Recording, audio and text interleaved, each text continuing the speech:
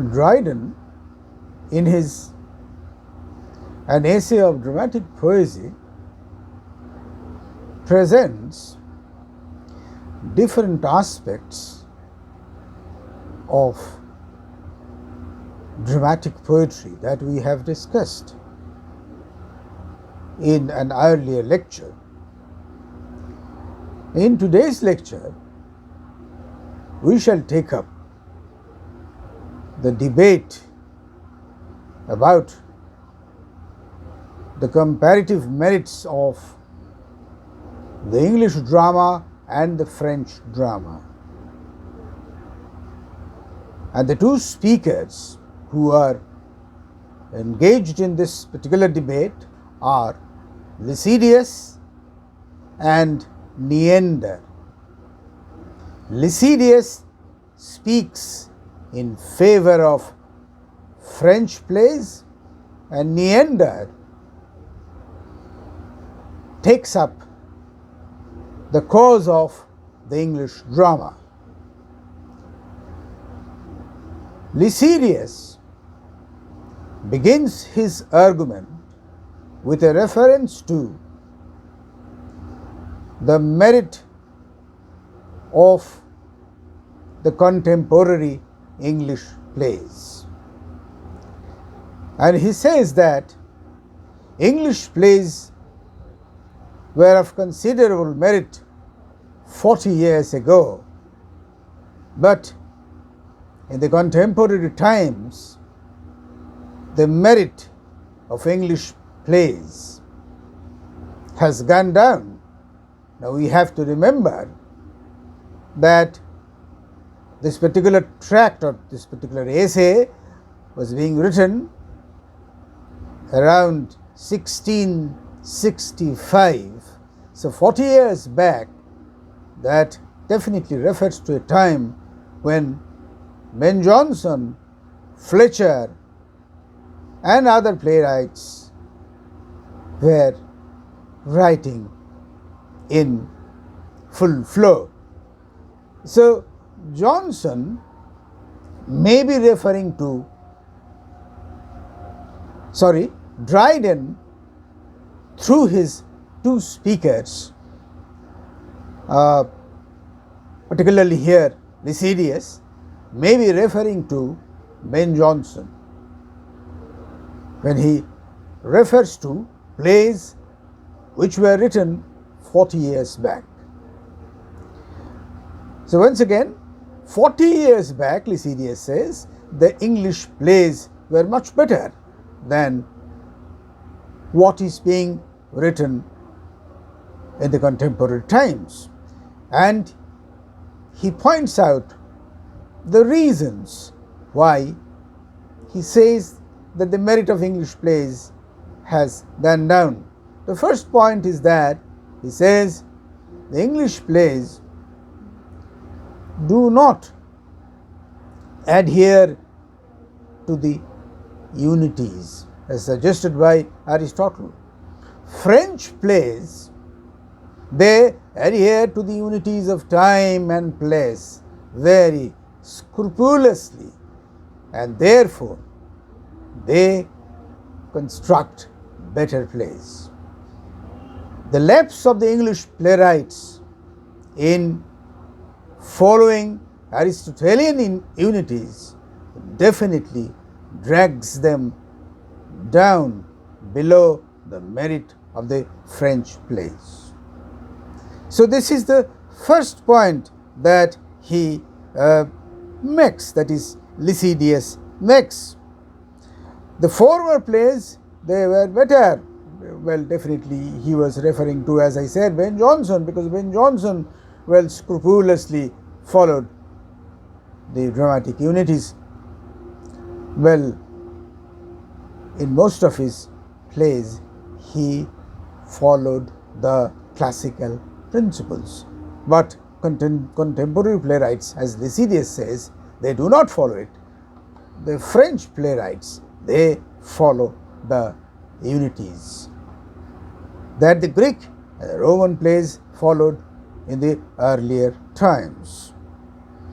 Now, the apart from the unities, that is the unity of time and the unity of place and the unity of action, well, he also, Lycidius also refers to the construction of plot, and he says that the French plays in their construction of plot and subplot were much better than the English playwrights. In the construction of plot and subplot, the French playwrights could maintain the unity of action gracefully, and therefore, according to Lycidius, they are better.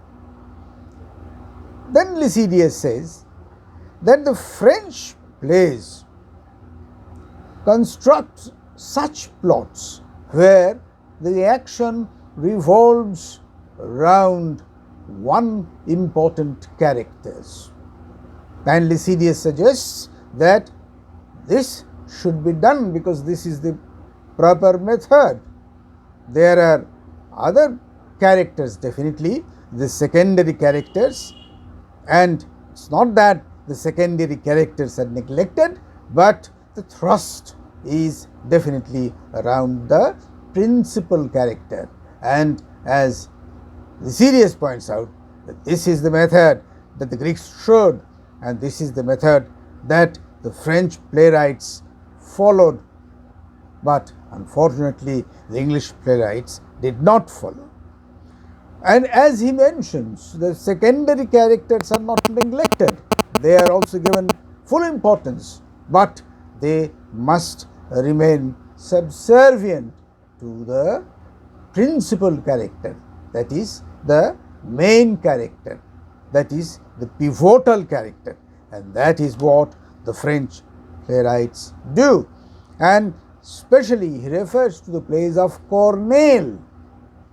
Corneille, one of the great names in French drama, and he refers to Corneille. Corneille used to follow this, that the principal character should be one, not a host of characters, but one principal character, and the action must revolve around the principal character. And then Lycidius takes up the point of narration. He says that in a play, narration is needed at times, and there are two kinds of narrations. One is direct narration and the other is indirect narration. What is direct narration?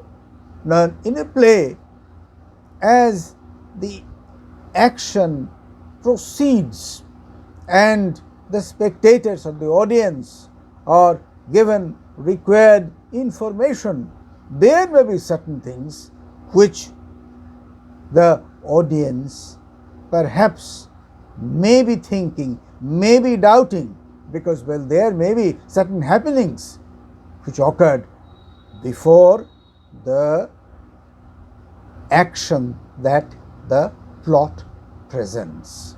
Meaning, perhaps a king is aggrieved, and because he is aggrieved, he initiates certain actions. But why he is aggrieved? Certain things happened earlier, and what are those certain things?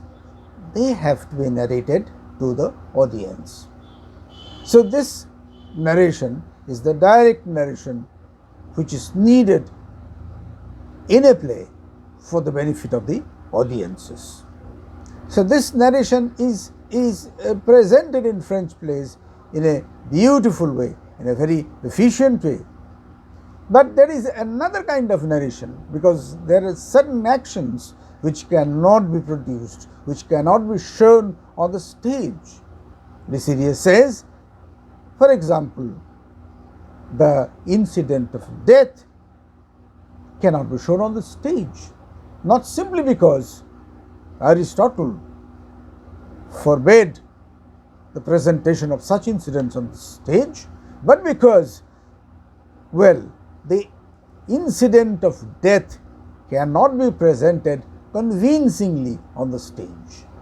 Therefore, any event of death, any incident of death should be narrated to the audience.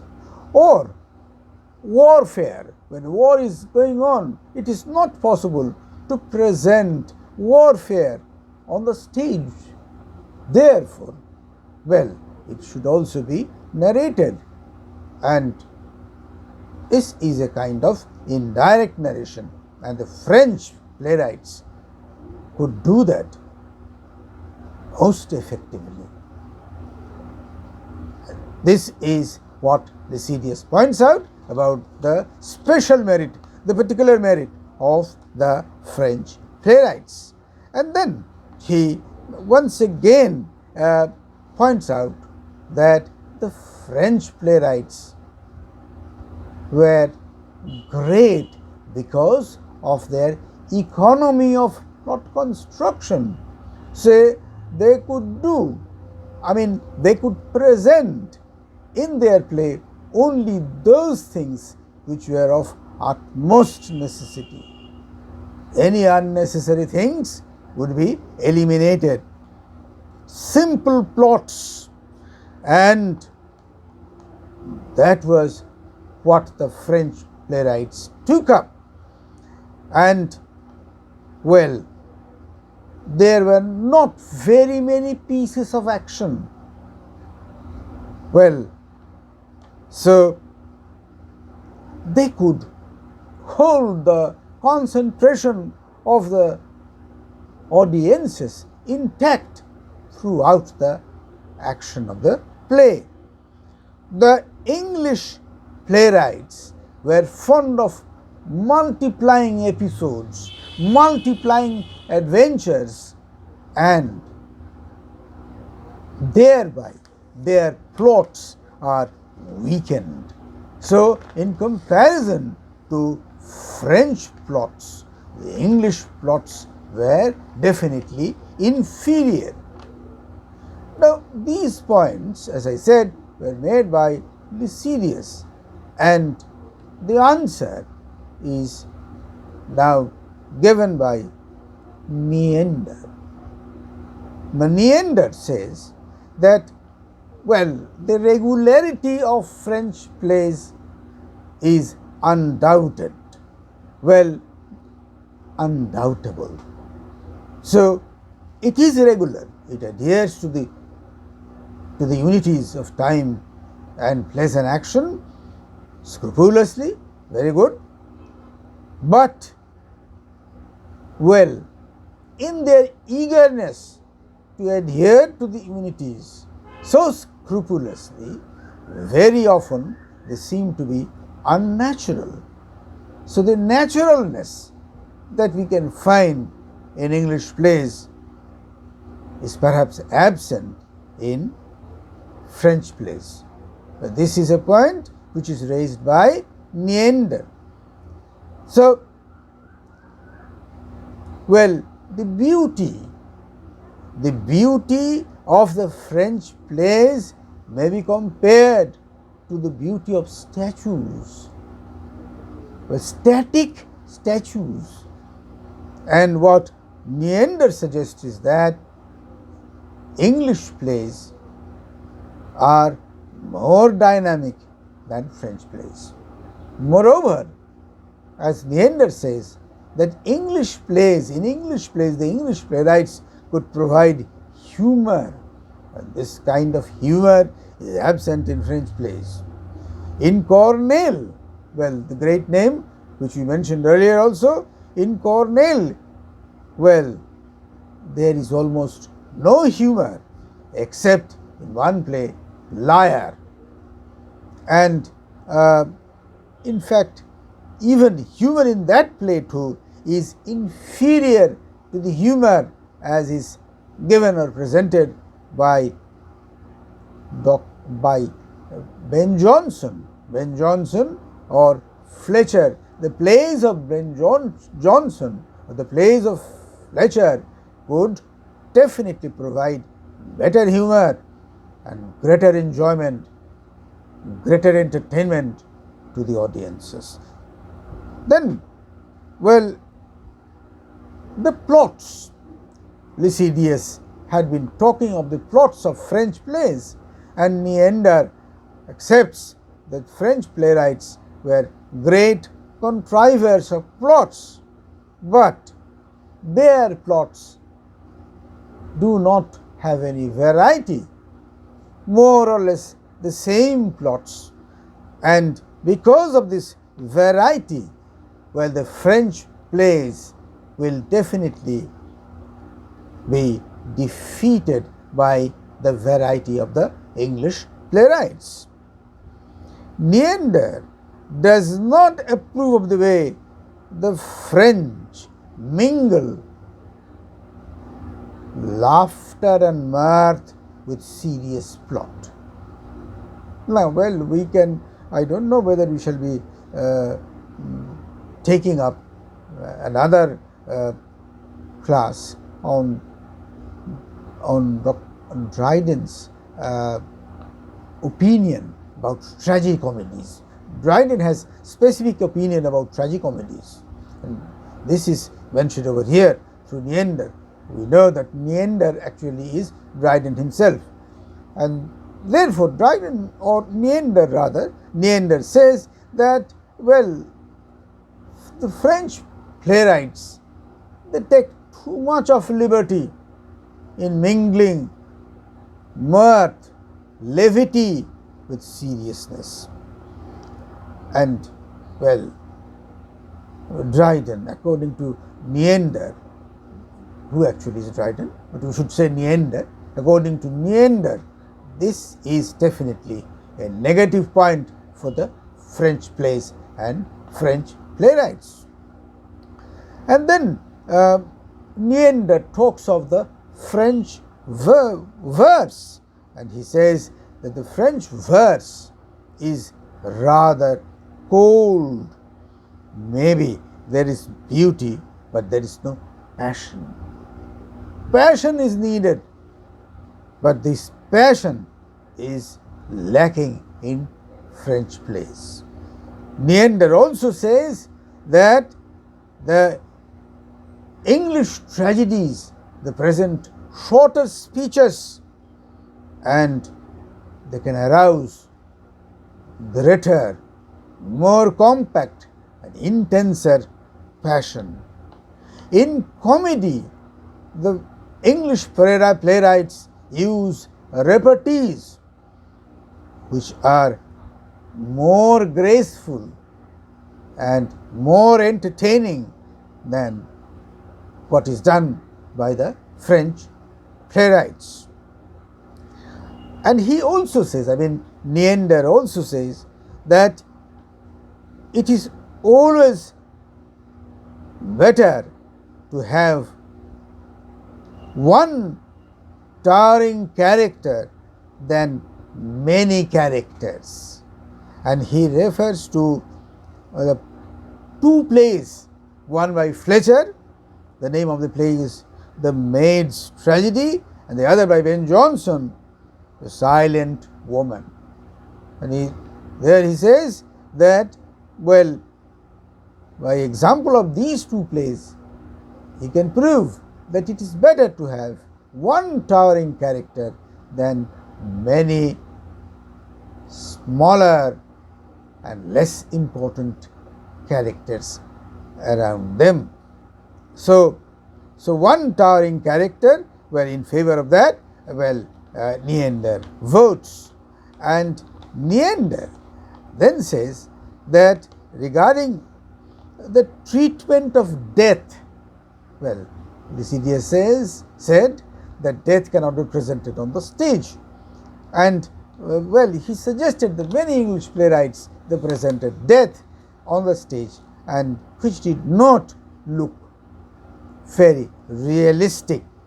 So Neander takes up this point and he says that, well, when we talk of presenting death on the stage, we may have objections on the ground of decorum, but not on the ground of credibility, because death can be shown or presented on the stage with credibility if the actor is a better actor. But, well, definitely the point of decorum can be raised, that death should not be presented publicly. Well, this point can be raised, but not the point of credibility as Lycidius raised. And well, Lycidius had raised another point, that in English plays there are too much of action, and in answer to that Leander says, if in English plays there are, well, actions galore, we can say that in French plays there is too little of action. So we cannot blame English plays for too much of action. In that case, we have to blame French plays for too little of action. And finally, Neander says that we should have a respect for the playwrights of the ancient times, and definitely we should follow their example, but we must not be slavishly following the examples of the ancient playwrights. So, the English playwrights, according to Neander, were never slavish in their respect for the ancient playwrights, and they could invent their own mold, their own pattern. Now, very interesting debate between Lycidius and Neander about the comparative merits and the merits of English plays and French plays. But we have to remember that by plays we must refer to the plays of Dryden's time. When he was talking of contemporary plays, we have to think of the plays of Dryden's time. And when he talks about plays 40 years ago, as I mentioned, he definitely refers to plays of Ben Jonson, Fletcher, and the other great playwrights of the time. So, this much for this lecture. Thank you very much.